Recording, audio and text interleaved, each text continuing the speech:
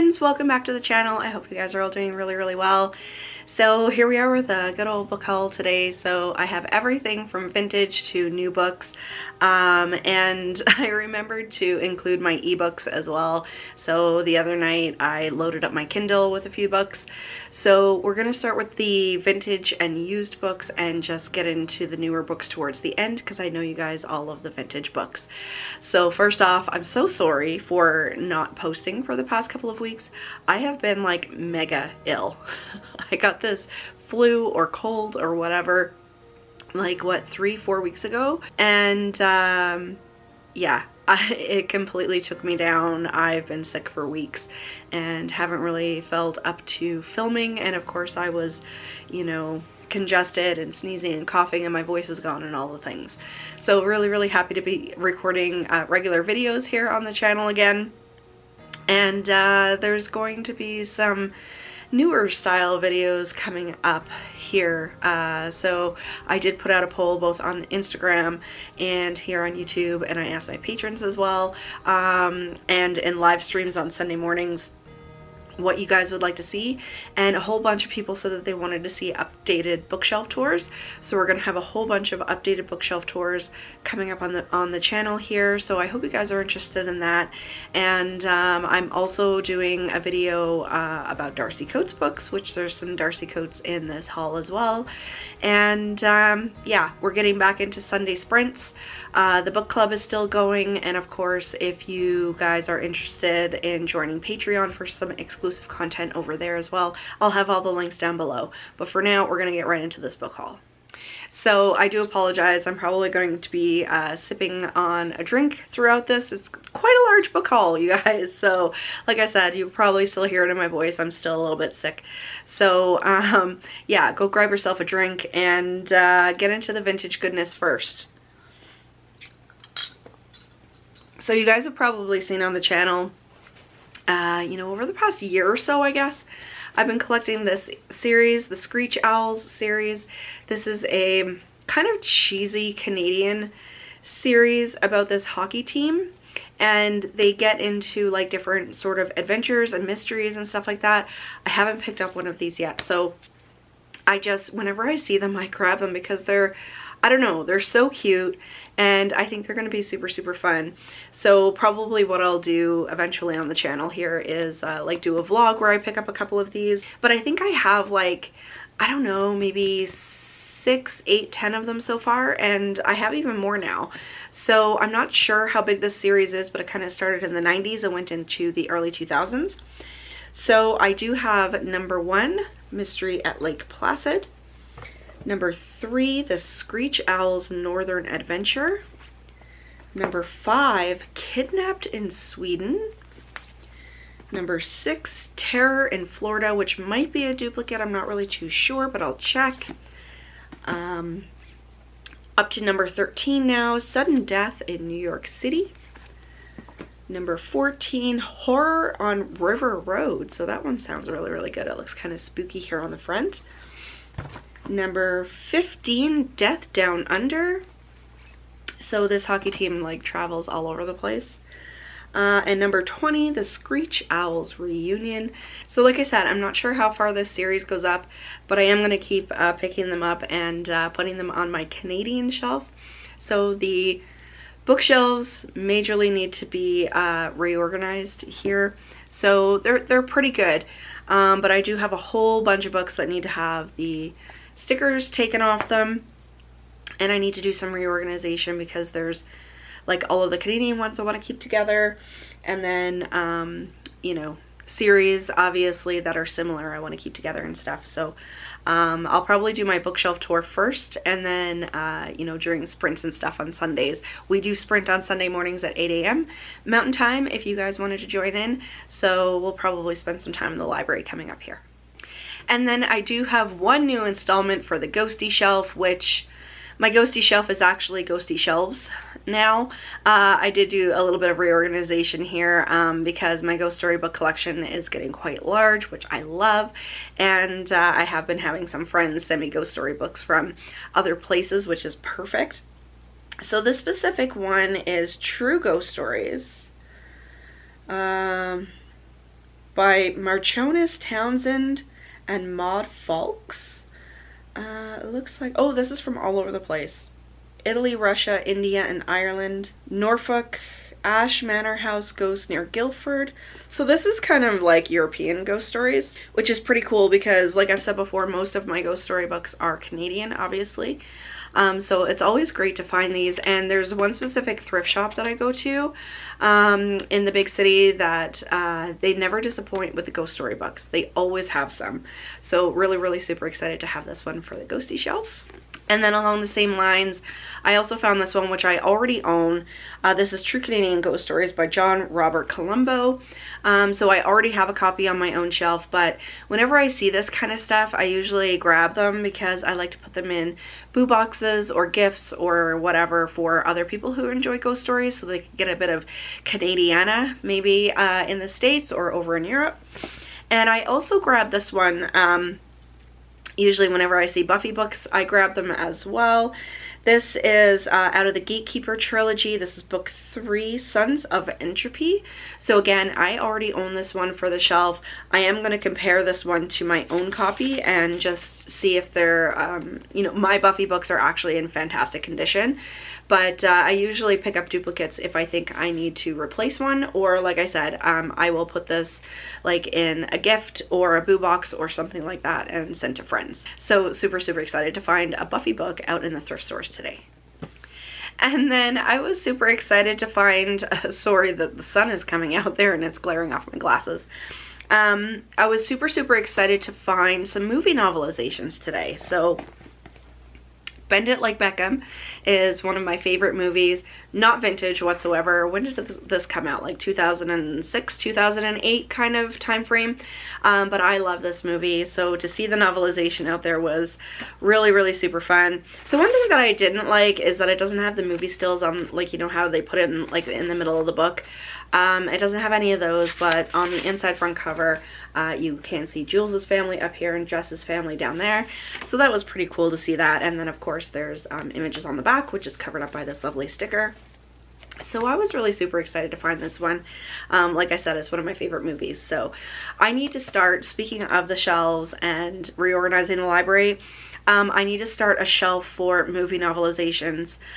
So this one will definitely go on there. And then, so I saw this one. This one is a movie novelization that I've never heard of before. So this is The Rescue, and it's a novelization done by Point. And it says by Elizabeth Foucher, based on the motion picture written by Jim Thomas and John Thomas. It's called The Rescue. And this movie came out, well, and the novelization as well, I believe, both came out in 1987. And this is something, yeah, 1987, and this is something that I've never seen before. Never heard of it before, but it's a Point book. It's a movie novelization from the 80s. So I was super excited to find this, and I need to find the movie now. So on the back, it's just a very short synopsis. It says, their fathers are locked up in a prison camp behind bamboo curtain. Their government has decided that it's too risky to attempt a rescue mission. It could lead to war. So now it's up to the SEAL kids, JJ, Sean, Adrian, Max, and Bobby, to rescue their fathers and bring them back to freedom and safety. So that sounds pretty cool. So yeah, I grabbed this one. It was $1.79. I mean, couldn't beat it, and it'll go on my movie novelization shelf. And then probably the most exciting find of the day, and in the movie novelization category, is Gremlins 2. So, I mean, it's not fantastic. There are some spine creases and stuff, but I was so excited to see this one. The small thrift store in my town, not in the big city, but in my town, usually doesn't have this kind of stuff. So it was one of the first books that I spotted today when I was out shopping. So super excited to have this one. I love the Gremlins movies. So this is a first printing from 1990, June of 1990. Super excited. So now I have to find the first one. I'm assuming there's a novelization of the first Gremlins movie as well. And yeah, in the bookshelf tours, I guess you'll see how big my movie novelization collection is getting at this point. So I did find another Point fantasy, and it's funny because I didn't even know Point had like a fantasy sort of series the same way that they have Point horror. And now I'm seeing them everywhere. Every time I go out into the thrift stores now, I'm like, oh, look, there's another point fantasy. So this one is from July of 1992, and it's called Dealing with Dragons by Patricia C. Red. A beautiful princess and a dangerously charming dragon. So I have several now in the point fantasy series, and you know, I read almost exclusively horror and thriller, but I do like to dip my toes into fantasy every once in a while, especially if they're vintage YA sort of stuff. The newer stuff not so much, but vintage books definitely. So I was super excited to find this one, and I have to line up all of my point fantasy now because, like I said, every time I go out now I'm finding these, so it's super fun. And then getting into some of our regular series that we collect here on the channel, I do have one of Christopher Pike's Spooksville books, and I actually just finished reading the first Christopher Pike Spooksville books, and I loved it. I thought it was so imaginative, and it's more along the lines of sci-fi. Like, it still does have horror elements and stuff in there, but it is very much like a Christopher Pike brand of like sci-fi sort of bizarro wrapped into kids horror, I guess you would put it. So this one is number 9, The Wishing Stone, one that I don't think I have for my collection. This is another series that I always grab them. I'm not sure which ones I have. I don't know why I haven't been checking my bookshelf app, because I did have it in my purse. I should have checked, but super excited to find it nonetheless. And if I do have it, then I'll put it in one of the boot boxes that I'll be sending out in October. And then I did find some Babysitters Club today. So number 6, Christie's Big Day. This is one that I already own, but my copy is in really bad condition. Like, it's all water damaged, it's creased, it's just not good. And this one is fantastic. It's almost in perfect shape, and it doesn't have any writing on the inside, which is fantastic, and it does have the original cover. So one thing that I have been trying to concentrate on for my Babysitters Club collection is that for the lower numbers, I really like to have the original covers, because they did do reprints with these new covers with the girls down the side, which is fine, and many of my books are like that, but I am trying to replace them with the original covers. Now this one, on the other hand, this is number 98, and when you start to get up into those larger numbers, they're a little bit more rare to find. I think the highest I have is up into the 70s, maybe 80s, and then I have number 101. So these are really hard to find. They're not as readily available as the lower numbers because they weren't printing as many of the higher numbers. So I was really super excited to find this one. It's Dawn and Too Many Sitters. Will the boy babysitters ruin everything? So sounds like the Babysitters Club is branching out, and now they've grown into this huge thing. So this is fantastic. Like I said, these are getting a little bit more rare to find. It was $1.79. So I'll throw these up on the Babysitters Club shelf. And then the last 2 vintage books that I have are 2 out of the Sweet Dreams series. So I do collect Sweet Dreams. I haven't read any of them yet. They're cheesy YA romances from the 80s and 90s. I'm not sure if they're 80s or 90s. And they have the most fantastic covers. So this one, does this have a number on it? Can't see a number on here. But it says His and Hers by June O'Connell. So, and they always have these cheesy covers with the classic like 80s and 90s hair, and a lot of the times the models look like they're right out of a Sears catalog. So I have this one, and then this one doesn't have a number either.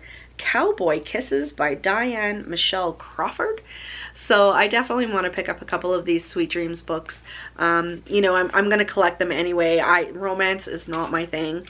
It really isn't. I don't even like a lot of romance like within my horror, but these are super cheesy, they're vintage, and you know, it's a big series, they're just wonderful, so I do collect them. And this one is from August of 1993, so super old. So to find them in such good condition is really fantastic, and I found quite a few of these out and about in the thrift stores lately. Okay, so now getting into the newer books that I purchased recently. I don't purchase a whole lot of new release books like in physical form. Yeah, I'll usually either get them on my Audible or on my Kindle, but this is definitely one I needed to have for my shelves. So this is the third and final book in the In Every Generation trilogy by Kendara Blake. So this is book number 3, Against the Darkness. This one came out in April, and I'm amazed I haven't even picked it up yet. So I loved the first 2 books in this series. They're fantastic. Of course, I had to get it for my Buffy shelf, and I don't like a whole lot of Buffy, like, fan fiction, I guess you would call them. The comics I didn't even bother with. There was a couple of books that I read that didn't feel like Sunnydale. It didn't feel like Buffy. It just didn't jive with me at all. So as a Buffy super fan, I am very, very selective and kind of anxious when I'm reading books that are, you know, written outside of the, you know, the original authors, I guess we'll say.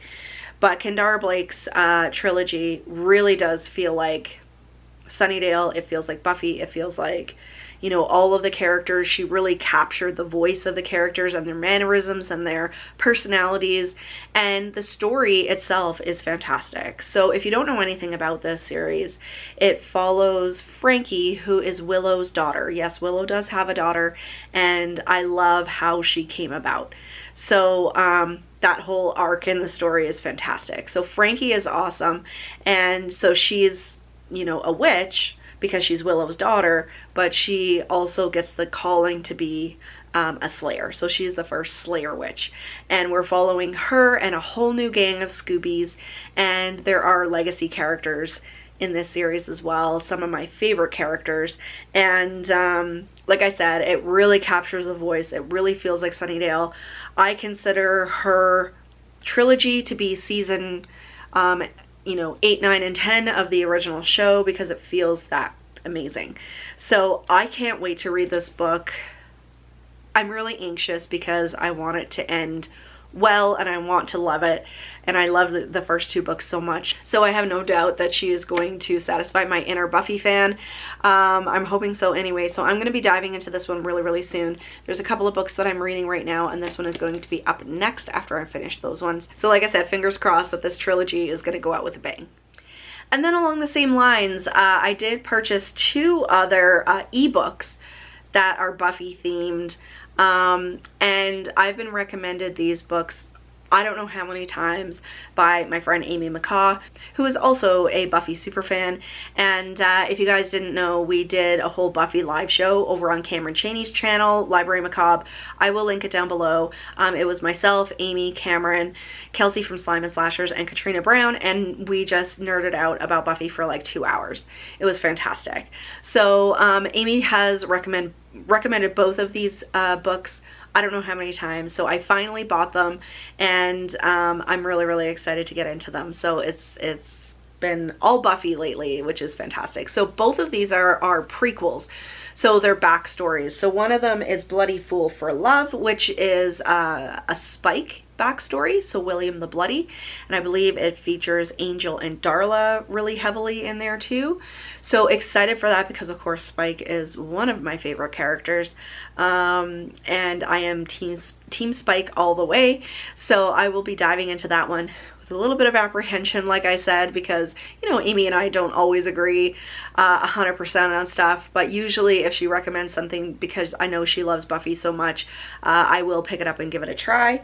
And then the other one is The Bewitching Hour, which is also a Buffy prequel, and it's Tara's backstory. So Tara, while she's not like in the top 5 favorite characters on the show, she is fantastic, and actually the older that I get, the more I love Tara. And of course she's a witch, and you know, her whole life family story sort of came out, I believe it was in season 5, and so for them to expand on that is going to be really, really great. So really, really excited about both of these books. I think they're going to be fantastic, and I can't wait to pick them up. So I might take a little bit of a break after reading the Kendara Blake one, and then we'll get into these. So I was on Amazon last week, and I kind of went down through my wish list and just kind of bought a bunch of books that have been sitting on there for a while, just to load up my Kindle. I usually use my Kindle at night or at work, so yeah, I read physically, I read on my Kindle, and I read on audiobooks. So I always like to have a variety of stuff in all 3 mediums. So this particular one is The Lonely Ghost by Mike Ford. and this is one that I've had sitting on there for a while. And it says, for fans of creepy stories like Small Spaces and the spine-tingling novels of Mary Downing Hahn and K.R. Alexander, The Lonely Ghost is a chilling story of twin sisters haunted by a mysterious ghost. So I mean, you guys know, obviously, with my ghosty nonfiction, I also really enjoy haunted house and ghosty fiction as well. So this is kind of like a middle grade story, and I think it's going to be a lot of fun. And I do want to kind of do a month of ghosty reads coming up here pretty soon. So I am going to be reading a bunch of Mary Downing Hahn and K.R. Alexander, and probably this one. So stay tuned for that, and I'm super excited to add this one into my ghosty collection. And I did mention Darcy Coates at the beginning of the video, so I bought 2 Darcy Coates books. The first one is The Hollow Dead, which is the Gravekeeper series, book 4. And I really love this series. She did a fantastic job, and this is outside of her, you know, cozy haunted house books, and it follows this young lady named Kira who has amnesia, and she is on a whole sort of, I don't know what you would call it, mystery, adventure. She's trying to get away from these guys, and she can't really remember too much of her past, and she ends up befriending a priest, an old priest, and he takes her on to be the keeper of the cemetery. But the thing is with Kira is that she can see ghosts.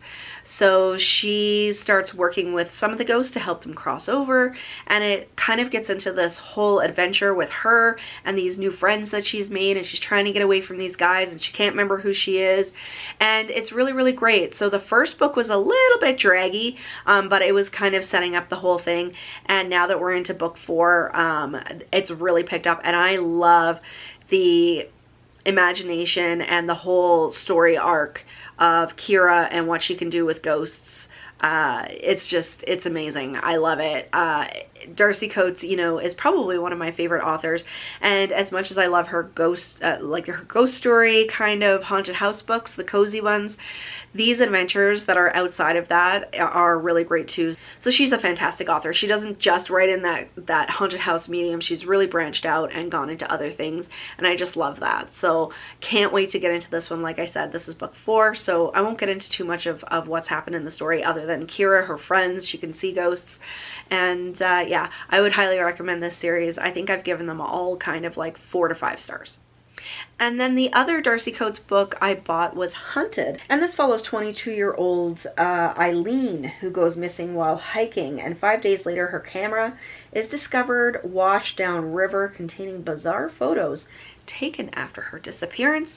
And so that's fantastic, and you know, that's also outside of Darcy Coates' sort of cozy haunted house stories. And so while I love her haunted house stories so much, it's nice to branch out into other things. So like I said, I will be doing a whole video on Darcy Coates coming up here. I want to get these couple read so I can wrap those in and have a more well-rounded opinion to share with you guys. But if you're interested in that, then definitely stay tuned. And if you haven't read any Darcy Coates, I would highly recommend that you do. And then next up, I bought 2 middle grade books that are vampire themed. I'm really super excited about these. This is The Rules for Vampires duology by Alex Falks, who is a fantastic person, by the way. And just very quickly here, it says, the Nevermore series meets Hotel Transylvania in this delightful and spooky debut middle grade adventure set in a world of talking spiders, living forests, and haunted castles about a vampire girl who wants to fit in but has to defeat an evil ghost. So just based on that there, I mean, I was totally hooked in. Alex is very sweet. I was on sprints with her over on Amy McCaw's channel one time, and I finally went ahead and picked up her books. So I'm super excited to dive into these and see what I think of them. And then, as we know, it's always Halloween every day on this channel, but I'm really starting to get excited for kind of pre-Halloween season now that we're past April and we're into planning and hunting and all of that kind of thing. So I was really craving picking up a Halloween book, and I haven't read anything out of this series yet, but it sounded so cozy, and there's a picture of a doggy on the cover and it looks so cute. So this is Murder at the Pumpkin Pageant, a Beacon Bake Shop Mystery Book 4. And if you've never read any of these sort of cozy Halloween mysteries, I really highly recommend them. So it says, the latest installment in Darcy Hannah's delicious Beacon Bake Shop Mystery Series set in small town Beacon Harbor, Michigan, featuring a baker heroine who lives in a local lighthouse with her beloved Newfoundland dog Wellington. And just look at Wellington, he's so cute, and he's got his little Halloween costume on.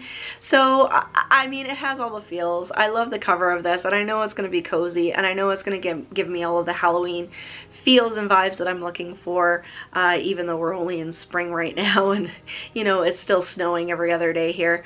So yeah, I haven't read any out of this one, but I did read Candy Coated Murder, which is out of another kind of cozy mystery series, and these are super cute, so I like sticking these in every once in a while.